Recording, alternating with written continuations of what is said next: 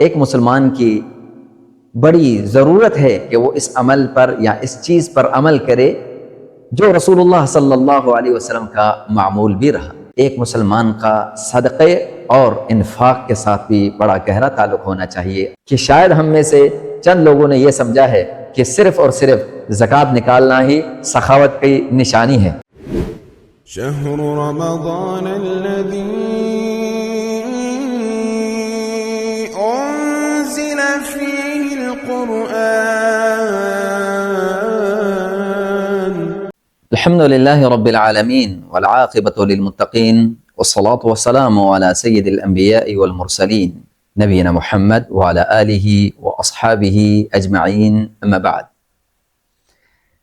ناظرین کرام، ہم جس ماہ مبارک کے اندر وقت گزار رہے ہیں یہ رمضان المبارک کا مہینہ ہے جو برکتوں، سعادتوں، مغفرتوں کا مہینہ ہے، جس میں اللہ کی رحمت، اس کی مغفرت ہر طرف سے انسانوں کو گھیرے ہوئی ہے۔ اس سے سعادت مند انسان ہی، نیک بخت انسان ہی فائدہ حاصل کر سکتا ہے۔ اس رمضان المبارک میں جہاں بہت سارے خیر کے کام ہیں کرنے والے، نماز ہے، روزہ ہے، زکوٰۃ ہے، اور اس کے علاوہ تلاوت قرآن ہے، اس کے علاوہ اور بھی دیگر خیر کے اعمال ہیں، ان کے کرنے سے انسان اپنے پورے مہینے کو بابرکت اور اچھا بنا سکتا ہے۔ انہی اعمال میں سے آج ایک عمل کے حوالے سے بات کریں گے جس کے اندر ایک مسلمان کی بڑی ضرورت ہے کہ وہ اس عمل پر یا اس چیز پر عمل کرے جو رسول اللہ صلی اللہ علیہ وسلم کا معمول بھی رہا۔ جہاں ہم نے ابھی ذکر کیا کہ ایک مسلمان کا قرآن مجید کے ساتھ تعلق ہے، ایک مسلمان کا قیام اللیل کے ساتھ تعلق ہے، ایک مسلمان کا نوافل کے ساتھ تعلق ہے، ساتھ ہی ایک مسلمان کا صدقے اور انفاق کے ساتھ بھی بڑا گہرا تعلق ہونا چاہیے رمضان المبارک کے مہینے کے اندر۔ یہ نبی علیہ الصلوۃ والسلام کا طریقہ تھا، یہ نبی علیہ الصلوۃ والسلام کی سنت تھی۔ آپ صلی اللہ علیہ وسلم کے بارے میں سیدنا عبداللہ بن عباس رضی اللہ تعالیٰ عنہ فرماتے ہیں کان اجود الناس، کہ اللہ کے نبی صلی اللہ علیہ وسلم تو تمام لوگوں سے زیادہ بڑے ہی سخی تھے، سب سے زیادہ سخی انسان رسول اللہ صلی اللہ علیہ وسلم تھے۔ لیکن وَكَانَ أَجْوَدَ مَا يَكُونُ فِي شَهْرِ رمضان، لیکن رمضان المبارک کا مہینہ آپ صلی اللہ علیہ وسلم کے اس جود کے اندر، اس سخا کے اندر، اس کرم کے اندر اضافہ کر دیتا۔ حین یلقاہ جبریل، جب ان سے جبریل ملاقات کرتے، جبریل علیہ الصلوۃ والسلام کی ملاقات ہوتی، قرآن کا دور ہوتا، تلاوت ہوتی، اسی کے بعد نبی علیہ الصلوۃ والسلام کے اندر ہر خیر کے اندر، ویسے نبی علیہ الصلوۃ والسلام کے بارے میں نے ابھی بتایا کہ صحابہ کا یہ کہنا ہے کہ وہ سب سے زیادہ بڑے سخی تھے، لیکن اس کے باوجود اس کے بعد نبی علیہ الصلوۃ والسلام کا ذکر یوں بھرتا، نبی علیہ الصلوۃ والسلام کا ذکر حدیث میں یوں آتا ہے کان اجود من ریح المرسلہ، کہ نبی علیہ الصلوۃ والسلام اس پاکیزہ اور بہترین اور خوبصورت ہوا سے سب سے اس سے بھی زیادہ سخی تھے، ہوتے ہو جاتے جو ہوا بادلوں کو لے کر اس بنجر اور دور دراز تک بادلوں کو لے کے جاتی ہے اور وہاں جا کے برستے ہیں وہ بادل اور بنجر زمین آباد ہو جاتی ہے۔ کہا اس سے بھی بڑھ کر نبی علیہ الصلوۃ والسلام خیر کے متلاشی تھے، خیر کرنے والے تھے، سخاوت کرنے والے تھے، خرچ کرنے والے تھے۔ عزیزان کرامی، نبی علیہ الصلوۃ والسلام تو ویسے عام دنوں میں بھی خرچ اتنا کرتے ہیں کہ نبی علیہ الصلوۃ والسلام کے اس خرچ کو دیکھ کر کافر بھی عش کر کے اٹھتے تھے کہ یہ وہ نبی ہیں، کہ کہا کہ لوگوں مسلمان ہو جاؤ، یہ وہ نبی ہے، اتنا عطا کرتا ہے کہ دیتے وقت یہ فقر و فاقہ سے بالکل بھی نہیں ڈرتا۔ سبحان اللہ، یہ نبی علیہ الصلوۃ والسلام کا خاصہ ہے۔ تو جو رمضان المبارک کے اندر ان کا معمول ہے وہ اس سے بھی بڑھ کر ہے، نبی علیہ الصلوۃ والسلام کا معمول اس سے بھی بڑھ کر ہے۔ آئیے اس رمضان المبارک کے مہینے کے اندر ہم بھی اس بابرکت ایام کے اندر، ان بابرکت گھڑیوں کے اندر ہم بھی اللہ کے راستے میں خرچ کرتے رہیں، دیتے رہیں۔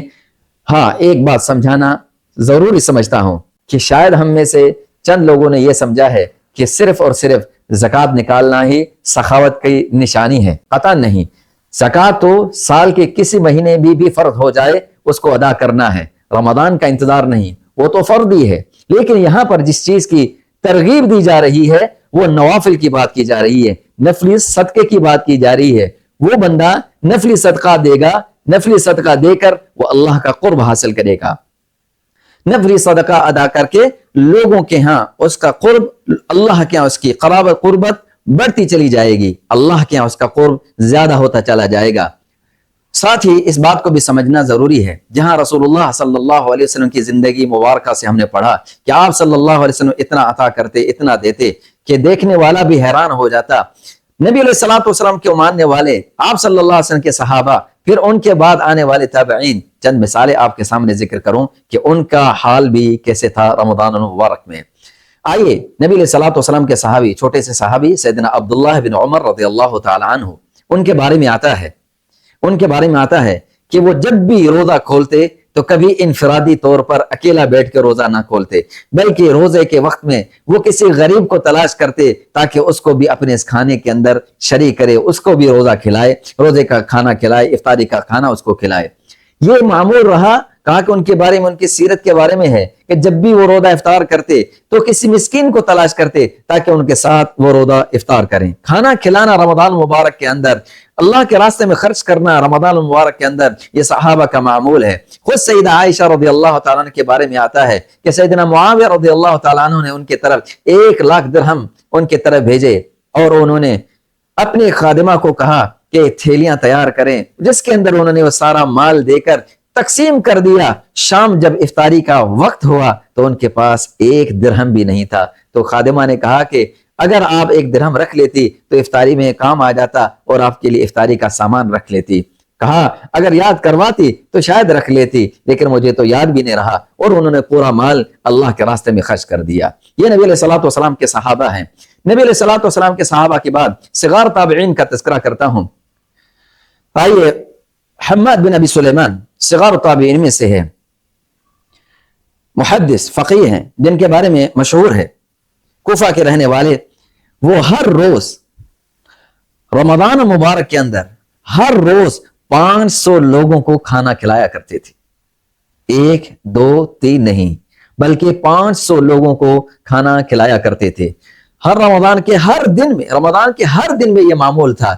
اسی طرح محمد بن شہاب الزہری رحمت اللہ علیہ، ان کے بارے میں بھی آتا ہے کہ رمضان المبارک کے مہینے میں ان کے 2 ہی کام ہوتے تھے، نمبر 1 تلاوت قرآن ہوتی تھی، نمبر 2 کھانا کھلانا، اللہ کے راستے میں خرچ کرنا۔ احباب کرامی، آج کے ہمارے اس مختصر نشست کے اندر جو ہمیں سمجھ آئی بات، وہ یہ رمضان مبارک کی، جہاں سعادت کی بہت ساری چیزیں ہیں، کرنے کے بہت سارے اعمال ہیں، ان میں سے ایک عمل انفاق فی سبیل اللہ ہے، اللہ کے راستے میں خرچ کرنا ہے۔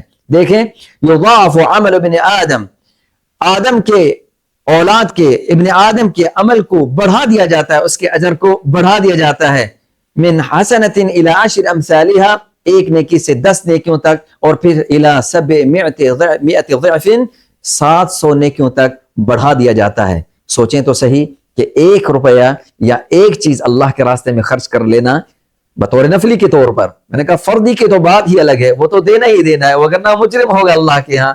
یہ نفلی کی بات ہے، دینے سے 700 تک اس کا اجر و ثواب بڑھ جاتا ہے۔ رمضان مبارک میں اور بڑھ جائے وہ اللہ تعالیٰ خوب جانتے ہیں۔ تو آج ہماری اسی پر ہم آج کے درس میں اکتفا کرتے ہیں کہ اللہ تعالیٰ مجھے اور آپ کو، تمام مسلمانوں کو، رمضان المبارک کی ان سعادتوں کو سمیٹنے کی توفیق عطا فرمائے۔